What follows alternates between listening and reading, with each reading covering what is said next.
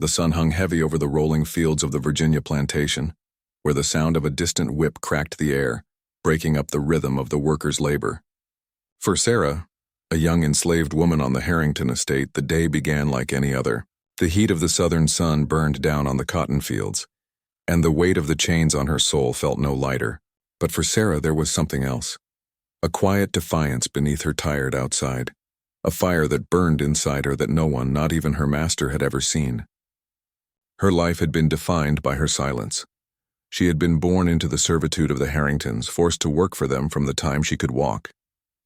Margaret Harrington, the mistress of the estate, saw Sarah not as a person, but as a tool to be used, first for her labor, and then for her husband's pleasure. It had been a cold and brutal relationship, one built on ownership and control, but Sarah never allowed it to break her spirit completely.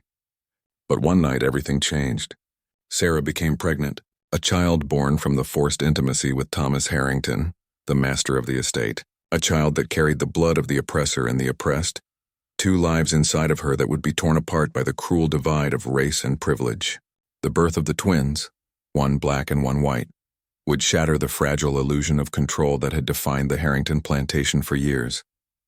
For Sarah, the birth was a reminder that even in the darkest corners of her suffering, there was power she would not let go. What happened next would shock not just the plantation, but the very foundations of the world Sarah had been forced to endure.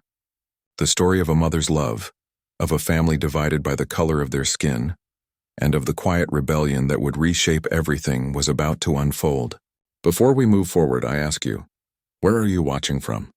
What time is it there? And what would you do if you were forced to choose between the family you loved and the legacy of oppression that had been forced upon you? Drop a comment below.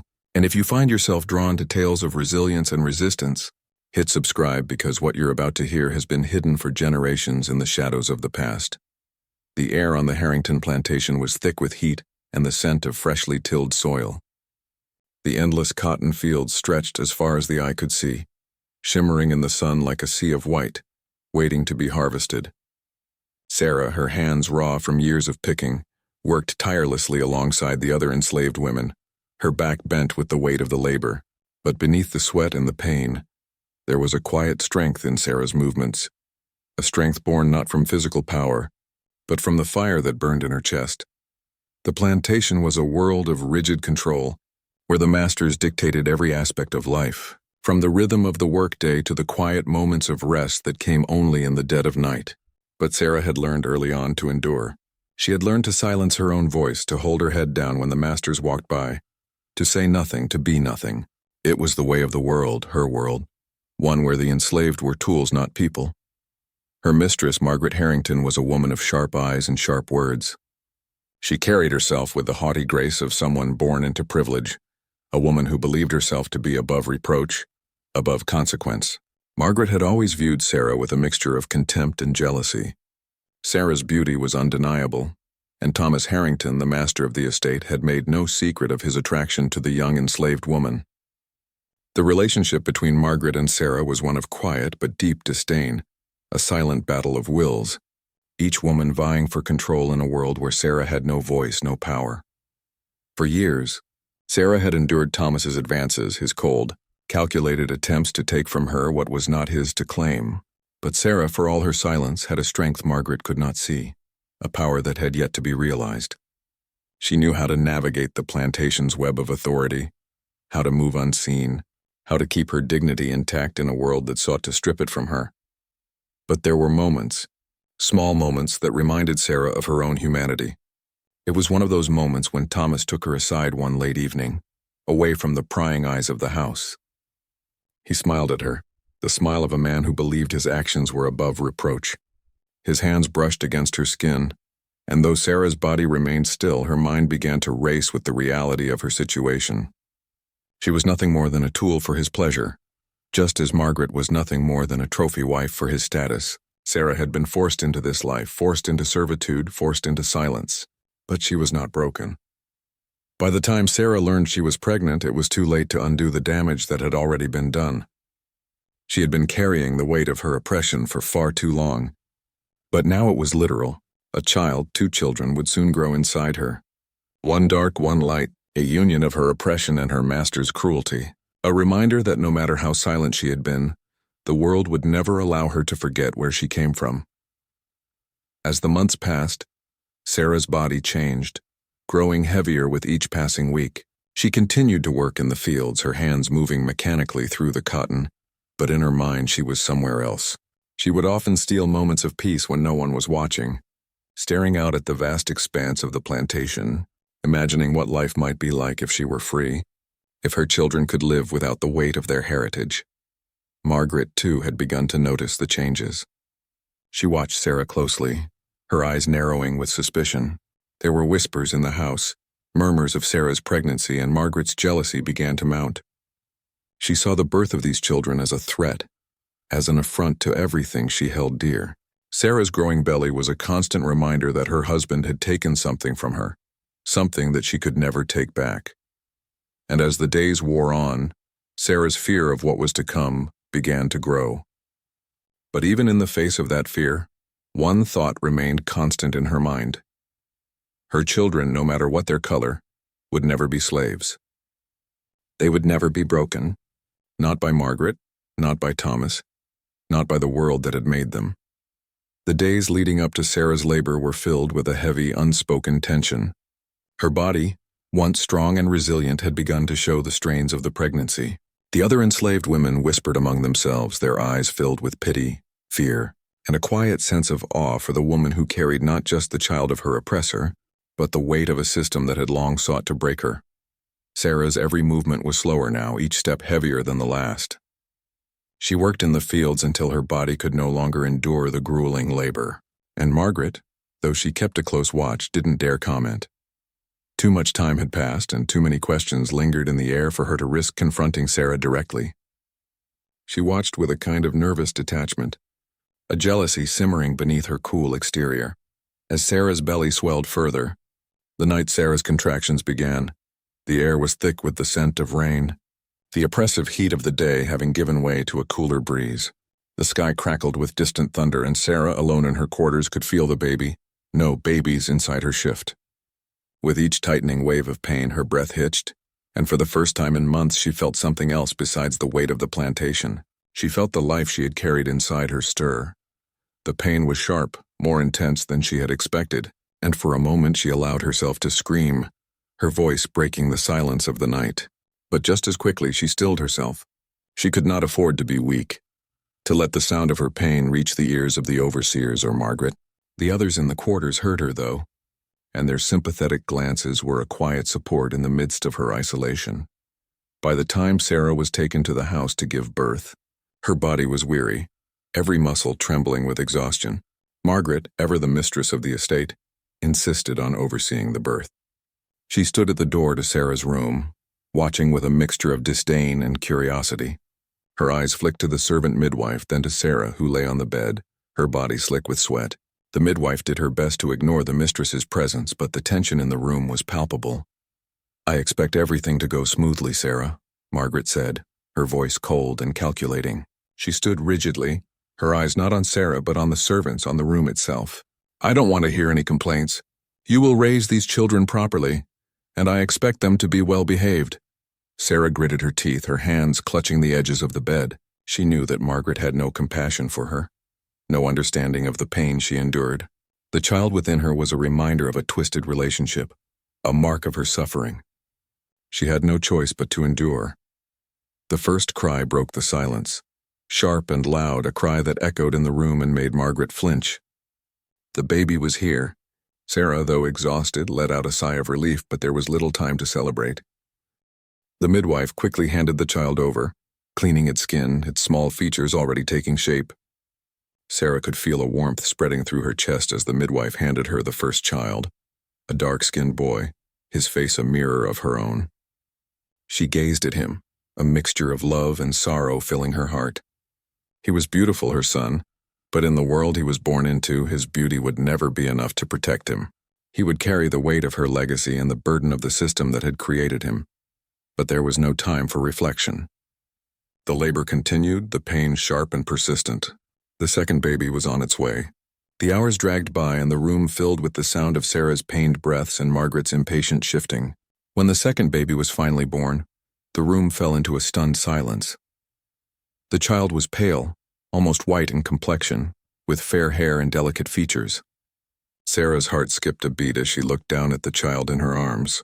It was a girl who looked nothing like her but everything like Thomas. The room felt suffocating, the weight of the moment pressing down on Sarah's chest. The baby, her daughter, was the child of the man who had abused her, the man who had used her body as a means of fulfilling his desires. And yet in her arms the baby seemed so innocent, so helpless. She was both a part of Sarah and a part of the man who had stolen her sense of dignity.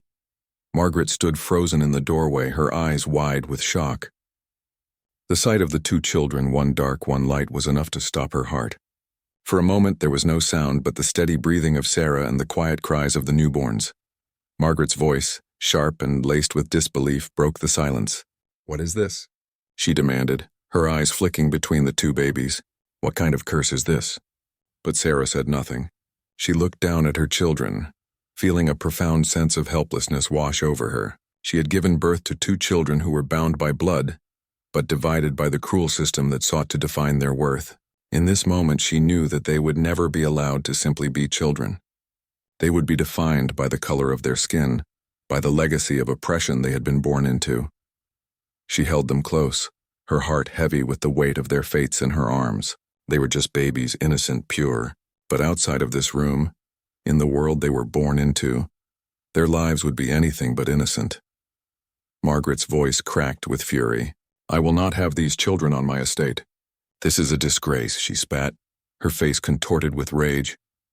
But Sarah, despite the weight of the world pressing down on her, turned her face toward Margaret. "They are my children," she said softly, her voice steady with quiet defiance. "And no matter what you say, they are as much a part of this world as you are." The days following the birth of Sarah's twins were filled with tension so thick it seemed to seep into every corner of the plantation.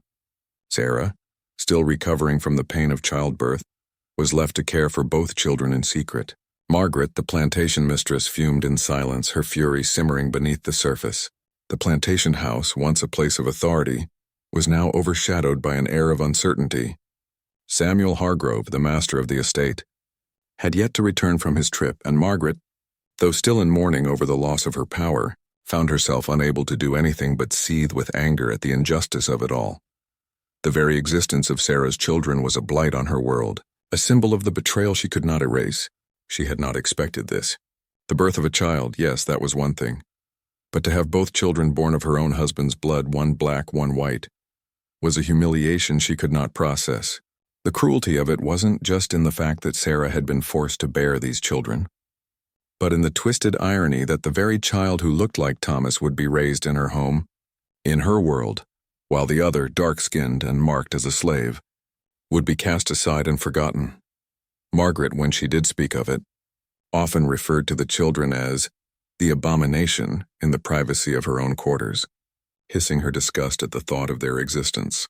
She was not just angry at Sarah, but at the audacity of the situation itself. She hated the sight of the fair-skinned boy William as he nursed at Sarah's breast, a cruel reminder of her own helplessness. To her he was a symbol of her husband's betrayal, of the way her life, her entire identity, had been undermined by the very people she had considered inferior. But her rage toward the children was not just personal. It was rooted in the system of power that had made her who she was. Margaret, much like the rest of society, viewed race and ownership as natural laws, things that could never be crossed.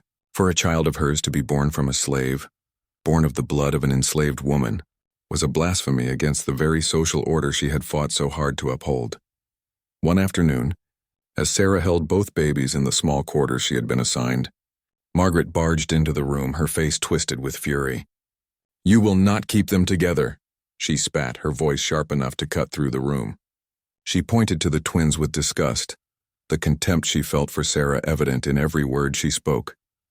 Sarah, who had been staring down at her two children, felt her chest tighten.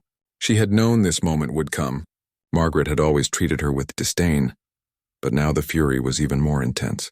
Margaret wasn't just angry at Sarah's defiance. She was angry that she had no power over what had happened. The children were Sarah's, and that was something Margaret could not control.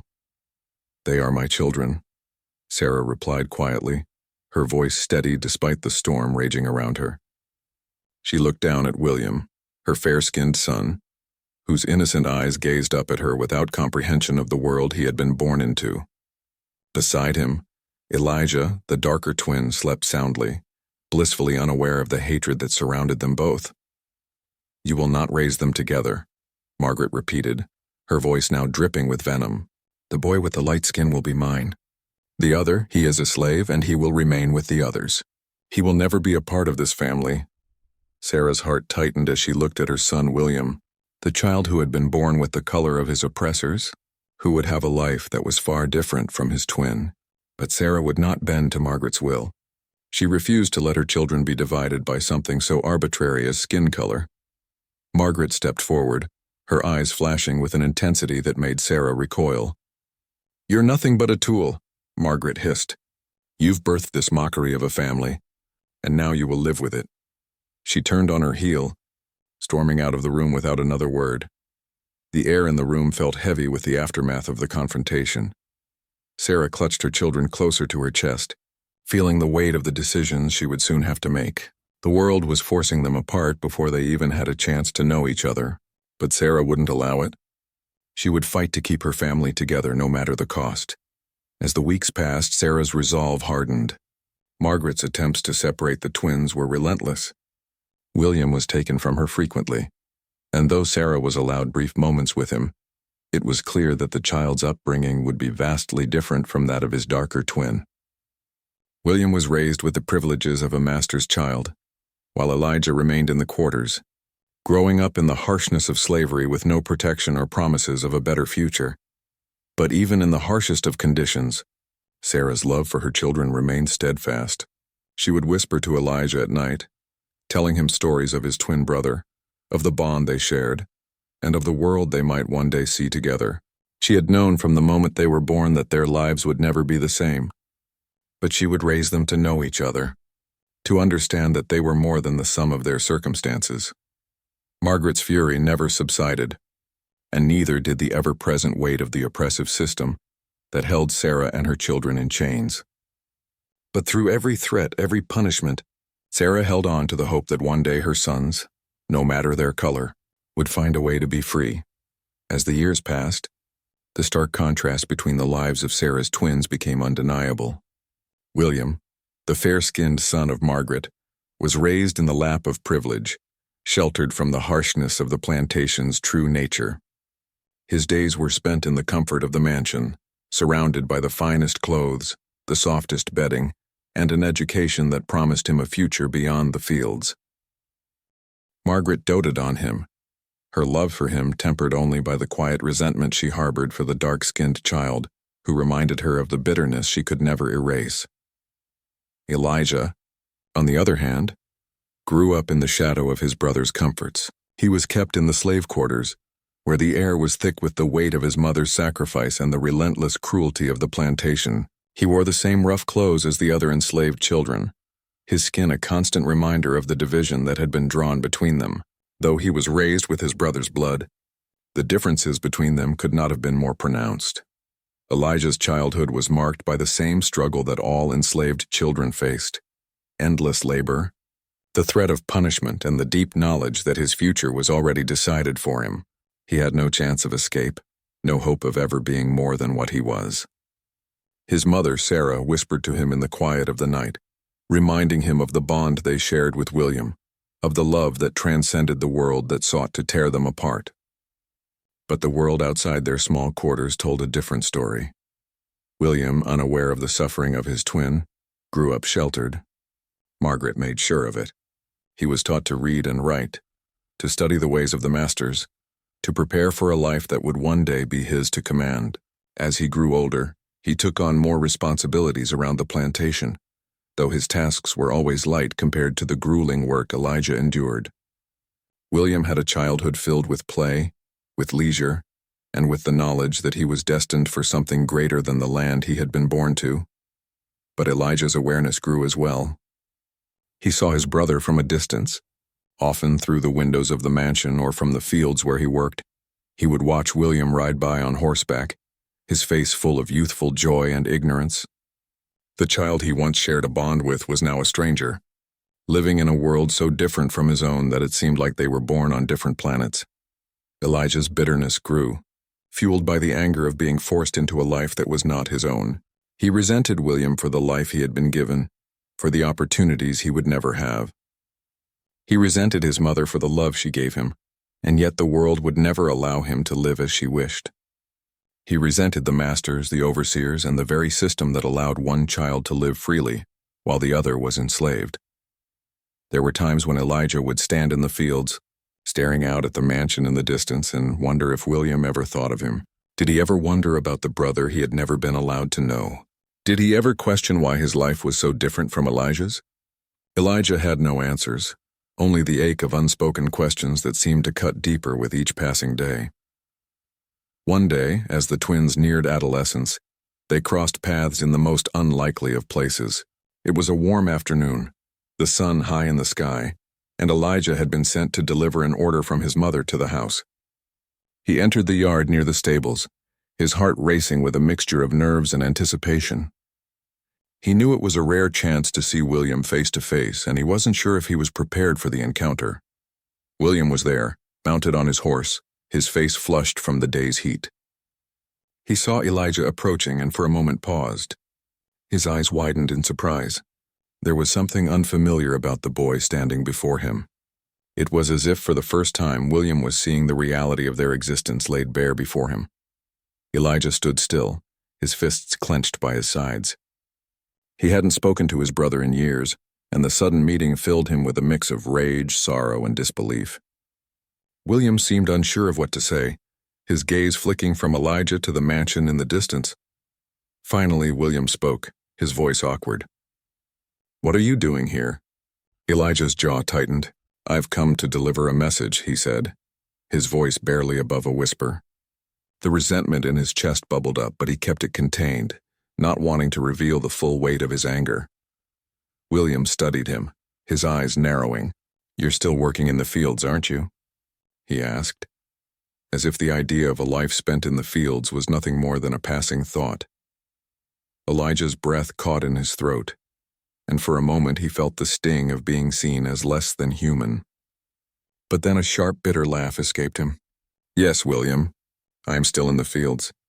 He looked at his brother, his heart heavy with the knowledge that this boy, this child of privilege, would never truly understand what it meant to live like him. William seemed to struggle with his words, his face a mixture of guilt and confusion. "I never," he began, but he faltered, unable to finish the thought. Elijah's gaze softened, but only slightly. He understood. William had been raised to be ignorant of the world outside the walls of his mansion. He had never been forced to look at the realities of their existence, never been given the opportunity to see his brother as anything other than a shadow on the edges of his life. "It doesn't matter," Elijah said, his voice quiet now, filled with a weariness that came from years of suffering. "You have your life, I have mine, and that's how it will always be." William opened his mouth to say something, but Elijah turned and walked away, leaving his brother standing by the stables, unsure of what to think, unsure of what to say. As Elijah disappeared into the fields once more, his heart heavy with the weight of their unspoken bond, he knew that things could never go back to the way they once were. The gulf between them had grown too wide, too deep. And in the silence of that moment, Elijah understood that their fates had already been sealed long ago by the color of their skin, by the world they had been born into. Now the distance between them seemed insurmountable. "You don't understand, William," Elijah said, his voice tinged with pain. "You've had a life of comfort, of privilege, and I've had a life of struggle, of humiliation. We share the same blood, but the world sees us as two different people." William opened his mouth to respond, but Elijah held up a hand, stopping him. "You live in the mansion. You ride horses and dine with the masters while I work in the fields like an animal." His voice broke slightly, the bitterness and frustration evident in every word. "You've never had to fight for your life the way I have." William stood motionless, the weight of Elijah's words sinking in. "I didn't ask for this," he murmured, his voice filled with uncertainty. "I never wanted things to be this way." Elijah's eyes narrowed. "You never wanted it, but you've never questioned it either. You've never had to." His gaze softened for a moment, but only just. You don't know what it's like to be torn between two worlds, to carry the weight of who you are every single day. The words hung in the air between them, charged with a deep, unspoken truth. William, despite his guilt, had never known the life Elijah had lived. He had never been forced to face the brutality of slavery, the constant reminder that his worth was determined by his race. He had never felt the sting of injustice in the way Elijah had. I know this isn't your fault, Elijah continued, his voice quieter now, almost tired, but you have to understand. I've spent my life knowing that I'm not worthy of the same things you are, that my blood is cursed because of the color of my skin. For a long moment, neither spoke. William, his face a mixture of guilt and realization, seemed lost in the gravity of what his brother was saying. I never asked to be born this way, William said finally, his voice soft, almost pleading. I never asked for the life I have. But I see now what you mean. I see the world through a lens I never thought to question. Elijah's gaze softened just a fraction. He could see the conflict in his brother's eyes, the genuine desire to understand. But the years of separation, the years of unspoken resentment had built a wall between them that was difficult to bridge. I know you didn't ask for it, Elijah said, his tone quieter now. But you still have a chance to see the truth, a chance to do something, to change things. You don't have to live like this. William's eyes flickered with something, regret, guilt, and the first spark of understanding. What do you want me to do, Elijah? The question hung in the air, and for the first time, there was a brief moment of connection between the two brothers. I want you to see me, Elijah said, his voice strong again, filled with quiet power. Not as a slave, not as someone beneath you, but as your brother, as a man who deserves a life, a future, and the same freedom you've been given. I want you to do something about it. William swallowed. His face conflicted, but what can I do? Elijah's gaze was unwavering. You can change the system. You can change the world. You have the power to fight for what's right. Don't ignore this. Don't let it continue. The days after their confrontation were filled with a silent tension, a tension that neither William nor Elijah could escape. The plantation, which had once seemed like a world they both shared, now felt like two entirely separate realities colliding. For the first time, William saw the system that had shaped his life, his privilege, and his family. And for the first time, Elijah saw a glimmer of hope that the world could be different, if only they were willing to fight for it. Elijah returned to the fields, his heart still heavy with the conversation that had left so much unsaid. It was a small victory, perhaps a crack in the wall that separated him from his brother, but he knew better than to believe it was enough. The road to change was long, and the obstacles were insurmountable. But the weight of the truth had been planted in William's mind, and Elijah could only hope it would grow into something more than just regret. William, on the other hand, was haunted by the conversation. He could no longer ignore the truth that Elijah had laid bare before him. He had grown up in a world of wealth and ease, never questioning the disparity between himself and the enslaved workers who had been forced to labor under the Harrington name. Now every corner of the plantation felt different. Every glance exchanged with the enslaved filled with the uncomfortable weight of knowledge. William knew that he couldn't simply go back to his life as it had been. He couldn't continue to ignore the suffering around him, nor could he continue to stand by as his brother and the others endured their oppression. For the first time, he began to understand what Elijah had meant when he spoke of the chains that bound him. It wasn't just the physical chains that kept the enslaved in line. It was the system itself, the societal structure that upheld the institution of slavery and allowed men like Thomas Harrington to live in wealth while others suffered. As days turned into weeks, William began to observe his own family differently.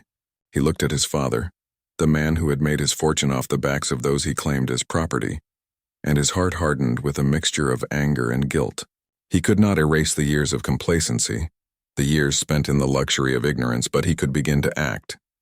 He started small, seeking out books on abolition and discussing the issue in hushed tones with trusted allies in the nearby towns. He met with a group of local abolitionists who had long been working to undermine the plantation system, their efforts mostly under the radar, their hopes dimmed by the overwhelming power of the slave-owning elite. William, now older and more aware, joined their efforts, slowly building connections with those who fought against the very system he had once benefited from. But change, as Elijah had warned, was never easy. William faced constant obstacles not just from the other masters and overseers, but from the very people he had once called friends. They saw his newfound sympathy as weakness, and his refusal to support the institution of slavery began to cast doubt on his standing within the community. Thomas Harrington, his father, became increasingly suspicious of William's actions, though he said nothing directly. And then there was Margaret. The hatred that boiled within her only grew as she saw the growing divide between William and the rest of the plantation. Her sharp tongue and her biting words cut through the house like a knife, and it was clear to everyone that she despised the very notion that William might break away from the family's traditions. She saw his actions as a betrayal, and every moment spent with him was filled with tension. One evening, Margaret cornered William in the mansion's grand parlor, her eyes full of fury. "I don't know what's gotten into you," she spat, her voice dripping with disdain. "But I will not allow you to tarnish the family name. I will not stand by and watch you ruin everything your father and I have worked for." William stood firm, his posture stiff with resolve. He had spent too long in the shadows, allowing others to dictate his life. He would no longer be the person they expected him to be. "I won't be a part of this any longer, Mother," he said quietly but with authority. "I can't live in a world where I turn a blind eye to the suffering of others. You may not understand it, but I have to do what's right." Margaret's face twisted with disgust. "You will ruin this family, William. You will lose everything. And for what? For these people?" Her voice trembled with the weight of her disbelief. William didn't respond. He didn't need to. Margaret's words were hollow, and they no longer held the power they once had. The plantation, the life of wealth and privilege, everything that had been built on the backs of the enslaved, was no longer a world he could inhabit with a clean conscience. The final confrontation between mother and son marked a turning point for William. It was no longer just about breaking from the plantation. It was about breaking free from the suffocating legacy of his family, from the systemic oppression that had defined his life. That night, as the moon rose over the fields, William found Elijah once again. The two brothers stood together in the quiet of the night, their words few, but their bond stronger than ever. William, though unsure of what the future would hold, knew one thing for certain. He could no longer live in the shadow of the plantation. He would stand with his brother not as an heir to the estate, but as a man who understood the true cost of freedom. "I'm with you, Elijah," William said softly, his voice filled with quiet determination. "We'll find a way to change things together." Elijah nodded, his eyes steady and filled with the quiet resolve that had driven him from the beginning. "Then we fight, William. We fight for what's right. We fight for those who can't." The two brothers stood there in the moonlight, no longer divided by their past, no longer defined by the system that had sought to keep them apart. They would fight not just for freedom, but for a future where their children and the children of the enslaved could live without the chains of oppression that had bound their ancestors.